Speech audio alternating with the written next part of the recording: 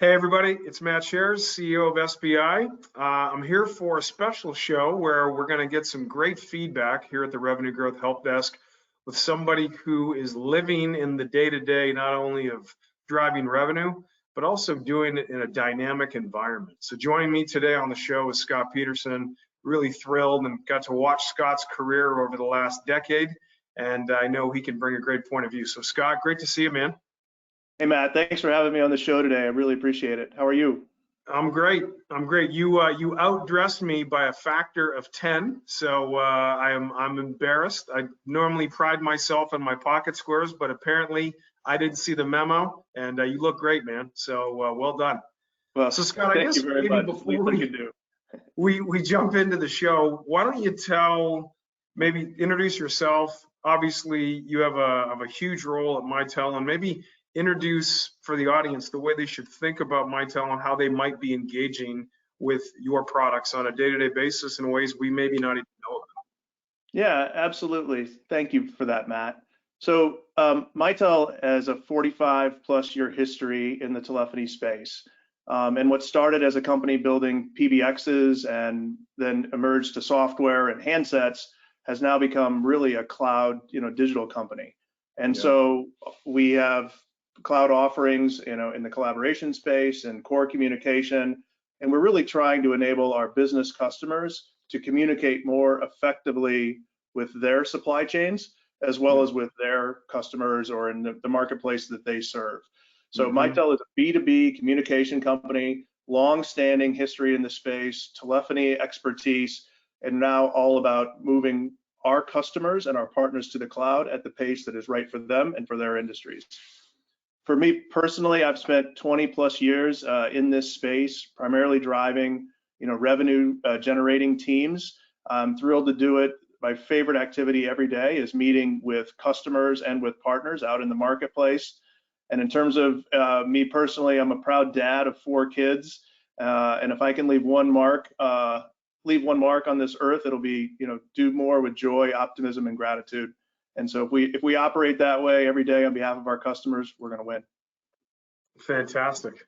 Great intro. And, a lot of people are familiar with Mitel, but I think what I take from what you introduced is you've got history, but you've also got this agility where you're transforming the business model. So it's almost like the best of both worlds, because it's not like you guys just started up 3 or 4 years ago and you don't have this ability to truly engineer an end-to-end solution, not only at the end customer level, but also just thinking about your partner ecosystem, Scott, and how large that ecosystem is. Is that a fair assessment? It is, Matt. And the other thing I should mention, we are a global company. And if you think about the number of endpoints, the number of users at our business customers who interact with Mitel every day, it is in the tens of millions of interactions, tens of millions of endpoints active around the globe at any given moment on the Mitel backbone, on the Mitel network. And so, we can do it at scale. We will also, come down market and serve our customers' needs there and try to make it really efficient and easy for those customers who are just developing their communication or digital infrastructure. So that's a good segue. So Scott and I are going to hit 3 salient points in what we hope to be 15 minutes or less of a little jam-packed revenue growth insight. And I asked Scott to join me on the show today because I felt like he would be able to speak to these 3 components. Component 1, we're going to talk a little bit about segmentation and coverage model and how you adapt that. The second section we're going to cover is, as you think about products and or services, depending on your company, how is COVID-19 forcing people to think and package differently?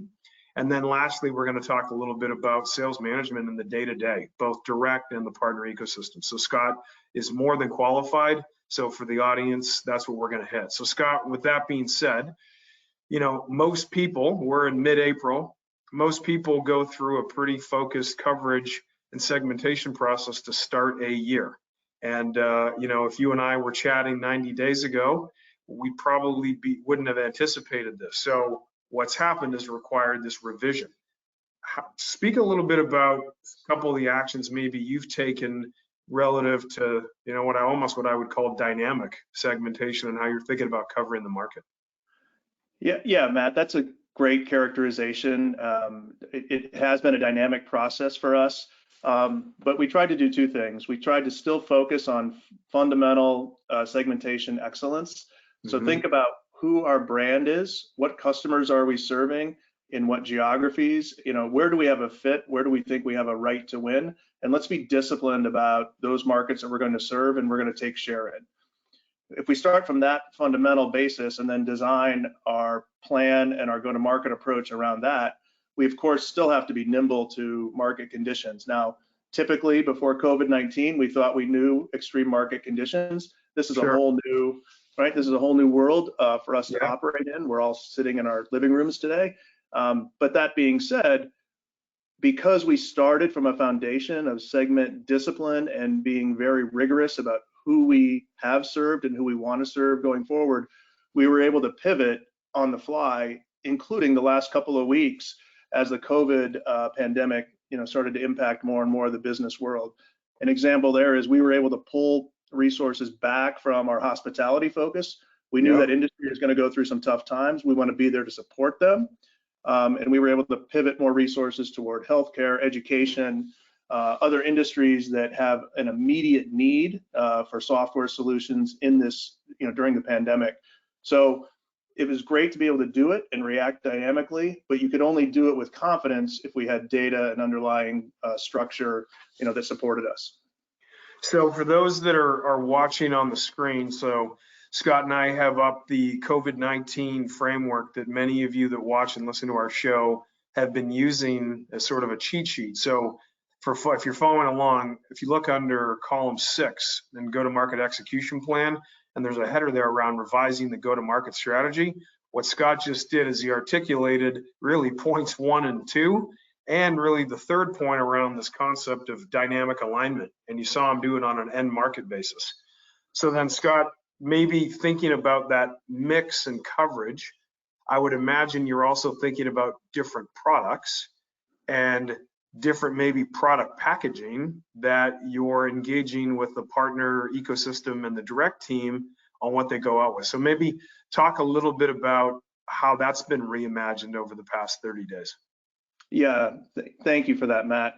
So a couple of things have happened. First and foremost, when COVID was really starting to impact, nations and economies, the first concern of all of our customers, our partners, and ours at Mitel was safety of employees. How can you make sure that your employees are safe and secure in terms of their family dynamic day in and day out? Then how do we put tools in their hands? And so remote work tools, collaboration software, those type of bundles, we've had to be able to scale immediately. And be able to do it in a fashion that responds to a market that says, hey, I'm sending all my employees home today. I need them up and running tomorrow. Can you do that for me? Yeah. Oh, and by the way, my CFO, who would normally sign the purchase order, is trapped in an airport somewhere, can't get back. And so we've had to be nimble in terms of our packaging, our bundles, and what services we're taking to our different markets. We've also had to be more nimble than we otherwise would in the normal course of business around just the flow of commerce. We have to be responsive and supportive of our communities and the customers we serve. And we know that that will build trust, loyalty, and some brand awareness. And we think we'll get that back in the long run. So Scott, maybe talk a little bit about that, I guess an offshoot of your comment, because one of the things, and this came up on, I think it was a webinar the team did last week, where we've had a lot of inbound questions on just getting deals done.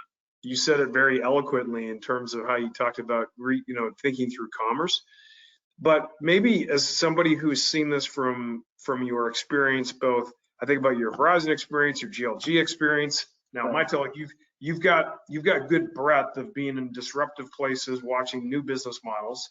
None of us in our lifetime have lived through a pandemic like this. But in terms of getting deals done, is there maybe one or two things you can share, probably more at the grassroots level, that is helping you guys continue to do as well as you're doing? Yeah, absolutely. And I will say first and foremost that this deal flow and getting deals done is evolving as we get more and more weeks into the COVID pandemic. In the initial stages, everyone was dealing with the uncertainty of what's going on, what's the GDP impact, how's it going to impact my particular business. Therefore, the last thing I want to do is make a major purchase commitment. That being said, as time has gone by, buyers have, one, made the decision we need to enable communication and collaboration software for all of our employees, regardless of their role in an organization. So those decisions sort of went front of line. Now, here we are, how can we enable your employees to interact with each other and with your customers inside your ecosystem? What we're now seeing in weeks 4, moving into week 5, and next week, week 6 of the pandemic, is some of those bigger decisions that were percolating March, in the middle of March, and normally be Q1 decisions. We've now got CFOs, CTOs, CIOs saying to us, you know what, I needed to do many of these actions anyway. This is good hygiene of our business, and we think about our workflows and how we can be more efficient inside the company. This has shown me we can work differently, we can use our tools differently. So now we're seeing some of those larger deals come back into circulation and sort of come back to life, where we thought perhaps they were going to get postponed until we were quote unquote back to normal. Now we're seeing the conversations restart around that, because I think people and buyers of this software are thinking about the entire experience differently than they did, 4+ weeks ago. Oh yeah, 100%. Well, and I think you're spot on relative to sometimes when forced innovation comes across your desk, you recognize, no matter if you run a consulting firm like I do, right? You run a large organization like you do, all of a sudden you don't have a choice. So then that leads me to my next question, which is, how's the sentiment and the feeling around like the sales management team, the frontline leadership, and the sales reps? I mean, we get so many different types of feedback from people in different industries, and I understand certain industries are taking it much harder on the chin than others. But anything you could share with the audience on that point?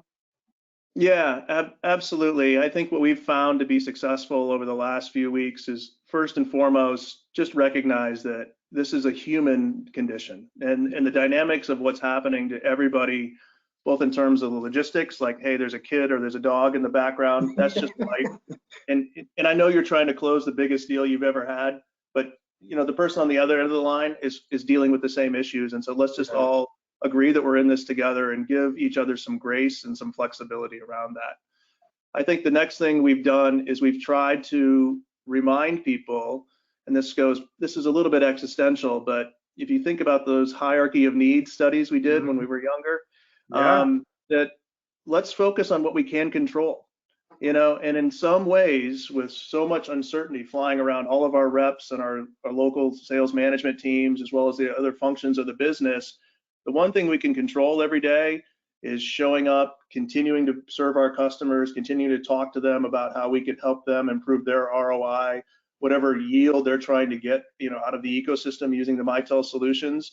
And what we found is, with different fits and starts of success, but now it really seems to be going into a groove where our teams are really identifying with that, and they're finding comfort in that, and they're actually finding themselves to be pretty productive throughout the workday.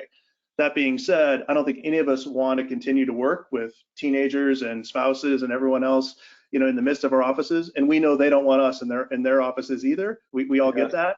But for the time being, giving people, one, an understanding and acceptance that this is a human condition, we're all going through this together, and two, if you focus on what you can control in terms of your customer module, the solutions you already had percolating, how you're solving for that customer, not just for today, but for 4 quarters from now, 8 quarters from now, et cetera, that builds a relationship that will reap a lot of benefit for all involved. So then that takes me probably to the last question, sort of segment we'll hit today, which is the partner ecosystem. Many of our clients and folks who are working through commercial disruption they've got customers, but then they've got partners, and they got big partner ecosystems. And I love when we were catching up before the show, just hearing a couple of things that you all are doing. So Maybe just share a little insight, Scott, of how you guys have thought about the partnership ecosystem and what you're doing there.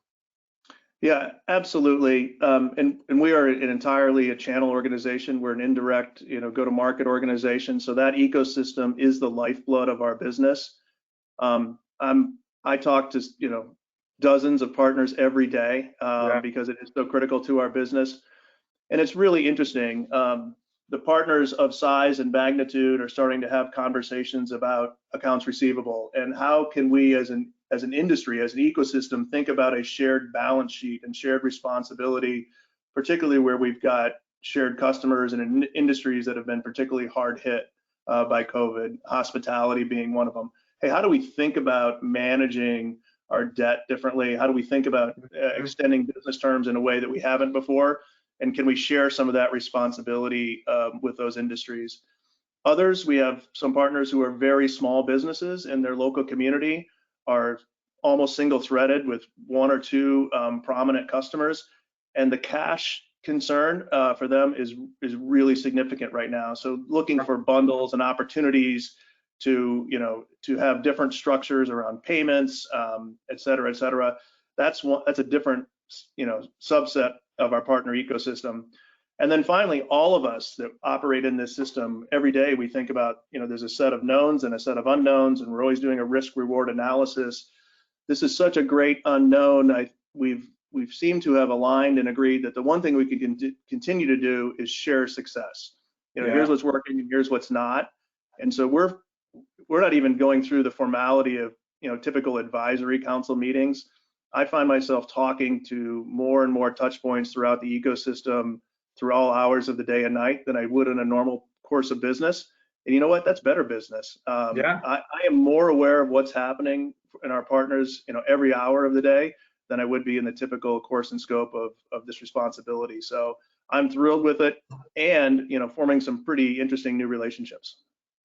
So my takeaway, I guess, for those that are watching and listening, if you think about Scott's construct around how he didn't even know he did it, how he segmented his partnership ecosystem on the fly as he told you what he's doing and how he's helping, the human condition component of it. But I think, Scott, the thing I took away was the bundling, the service offering, and how you're helping them get through this. It seems like you've taken a very long game approach. Obviously, your technology sits at the center of collaboration and community. So, right, there's some good commercial things happening for you guys. So for those that are struggling with it, I wouldn't be doing my part if I didn't say, Mitel can help you.